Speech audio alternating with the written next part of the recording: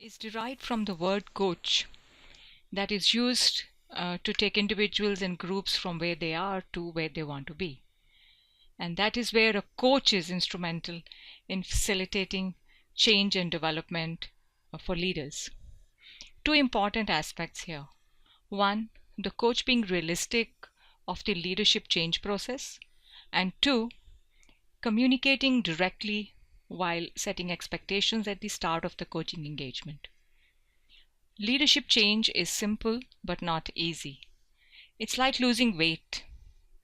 If you've seen those weight loss ads that show two pictures, before and after, they make it look easy, but do they indicate what effort would be involved in moving from the before to the after? How many people manage to look like the after picture after starting the weight loss program?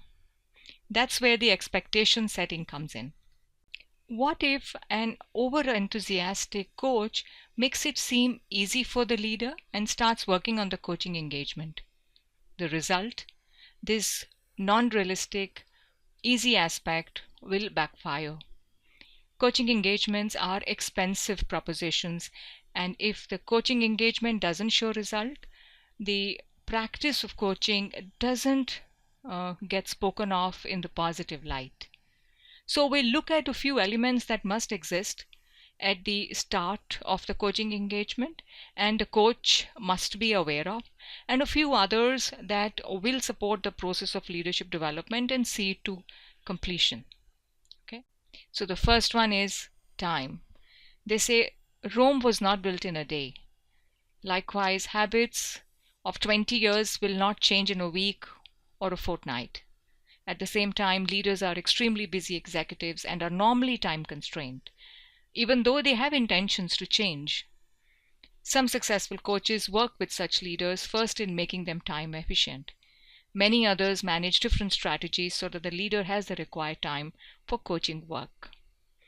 At number 2, we have ownership. The ideal scenario from a leader's readiness perspective is when he wants to engage in a coaching relationship and personally reaches out to a coach. The other extreme, and the one that every coach dreads, is the leader who is resistant to coaching or is forced to be in a coaching relationship. Leaders will work on coaching goals only if they own them. If they don't, they will work on them half-heartedly and in case of difficulty, disown them. Successful coaching is only about the leader wanting to make the change and not about the sponsor of the coaching engagement or the coach. At number 3, extremely important, is courage. Coaching work around leadership development requires having the courage to address issues that are uncomfortable or to try new things that takes leaders out of their comfort zone. For example, asking for feedback, asking for suggestions from stakeholders, and so on. And for a leader, these aspects are essential for change and growth. In practice, the coach holds the leader accountable every time the leader wants to bypass an uncomfortable action. These 3 elements are a must exist for the leader to start coaching work. During the course of the coaching engagement, the leader will execute the coaching plan, and that will require commitment and discipline.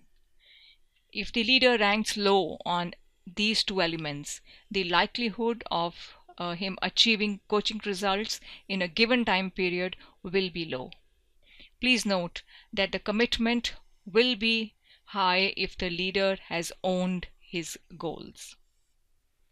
It will be immature to assume that the life will go as planned, so there will be distractions and surprises that will test leaders' commitment and discipline.